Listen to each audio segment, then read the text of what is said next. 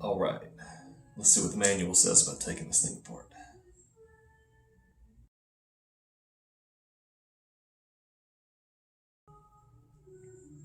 Oh god, that's not safe.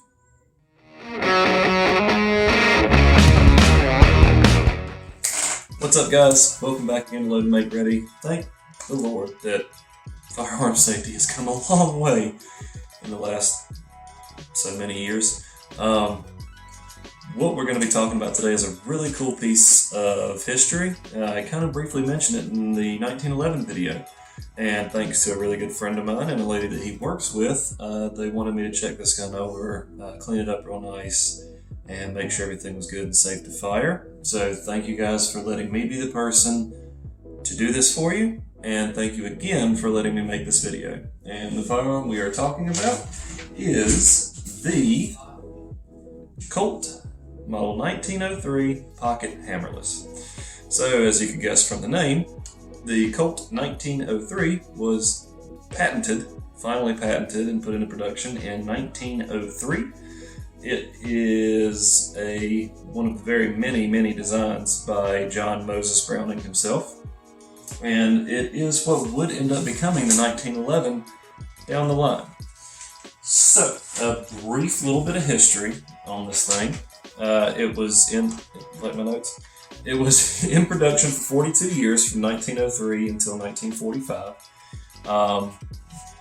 There was also a model made after the 1903 called the 1908, and that one was chambered in .380. The 1903 is chambered in .32 ACP. About 700,000 of these were produced in that 42-year run. And although the pistol is kind of big and heavy by today's standards, because it is all steel, for its time it was very small and handy, thanks a lot to the very smooth edges and the way it was cut and trimmed and all that. Fantastic gun. It was preceded, the gun that came before it, by another firearm that John Moses Browning produced, the FN Model 1900 Browning. That became 1903, 1908, and then eventually the 1911 that we all know and love. So, and although the name is officially the 1903 Pocket Hammerless, it's not exactly a hammerless pistol. It's not striker fired or anything like that. There is a hammer. The hammer's just inside the frame of the gun. And when I break it down and show you how to take it apart and everything, I will show you exactly what we're talking about. So, without further ado, let's check it out.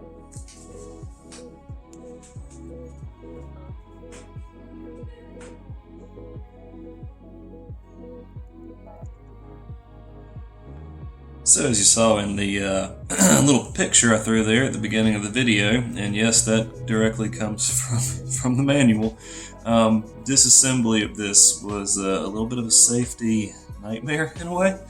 So you have to handle this very carefully when you're disassembling it.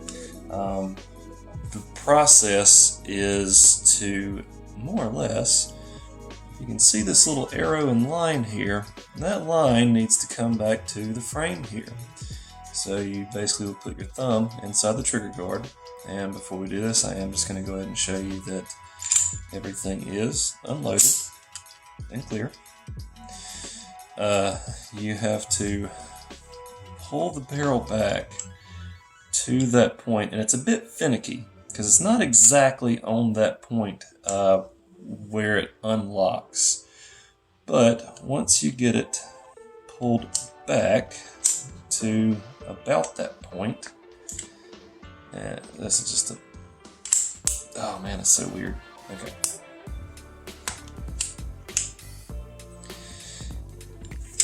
You have to, okay. So once you have the slide pulled back to the right point, you will wiggle it around a little bit until, you'll wiggle the barrel a bit until the barrel is able to rotate.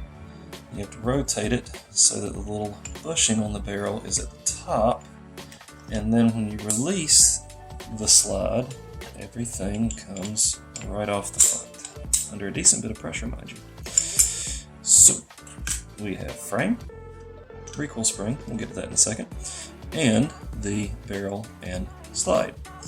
Now, when we had to rotate this a moment ago, what happens is on the bottom of the barrel, you can see there's these grooves cut into the bottom of the barrel.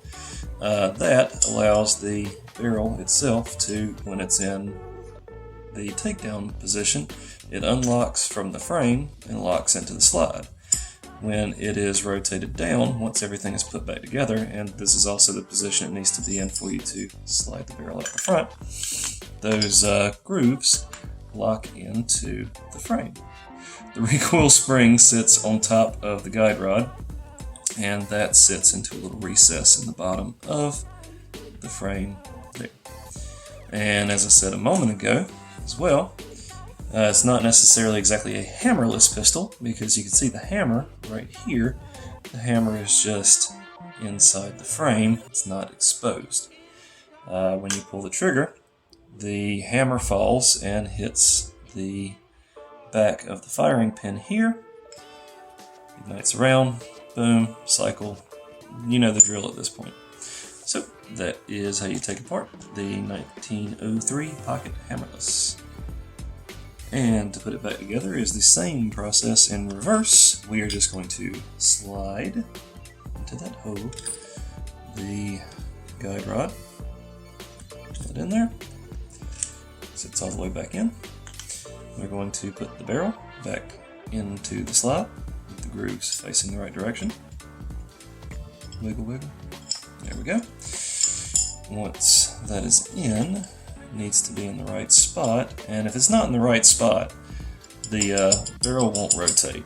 So you have to wiggle it around a little bit to find the right spot, and then rotate that to the top position like it was when we took the firearm apart. Now we can get the recoil spring into the bottom of the slide. No, gotta line these grooves up first, because nothing's gonna happen until we line those grooves up. And of course, because I'm trying to do this on camera, keep everything in frame, I'm not looking at what I'm doing, and yeah, things are falling apart. So, get that recoil spring started. Get these grooves to line up. Okay. There we go. Put it in there. We'll pull the slide to the rear, and just like before, we have to pull this back and hold it at the right point so that we can rotate that barrel back to the proper position. A little bit of wiggling, a little bit more wiggling, there we go. That bushing gets to the bottom, slide can come forward, function check, we are good to go. Also, one more interesting little footnote you may have noticed when I was showing you the firearm a moment ago, and in the takedown clip, you'll notice there is no mag release, where you would typically expect to see it. The way these were designed, and this is an empty magazine, it has what is called a heel release. So right here on the bottom, you'll see this little grooved piece. That's your mag release. You have to pull that down and pull the mag at the same time to remove it. It is a very stiff fit. Not something you want for quick reloads, but super cool and handy for its time and its intended purpose, mostly being a concealed firearm, and in the military uses a maybe like an officer's pistol or a general's pistol. Super cool. So, ammo. Like I said a minute ago, we were gonna, since I'm really not comparing, but explaining the history of how the 1903 Pocket Hammerless and its 1908 counterparts evolved into the 1911. So I'm comparing those two heavily. The 1911, which came later, as you've seen in other videos, mine, a Springfield A1, is chambered in .45 ACP. Most common 1911 caliber, so it was issued, service, blah, blah, blah, blah, blah. Then the 1903 Pocket Hammerless was chambered in the 32 ACP. So, side by side, you can see there is a relatively decent bit of difference between these two. Some people have said the 32 is underpowered, but it served its time. It did what it needed to do and seemed to do it relatively effectively, so can't really complain much there. All in all, I really think it's a super, super cool piece of history. An awesome firearm, and I hope you guys have enjoyed checking it out. I've really enjoyed the opportunity to get to take it apart, clean it, check it out, and make this video. Hope y'all enjoyed it too, and until next time, this has been Chris with Load and Make Ready. Y'all stay safe, practice often, and have a great weekend.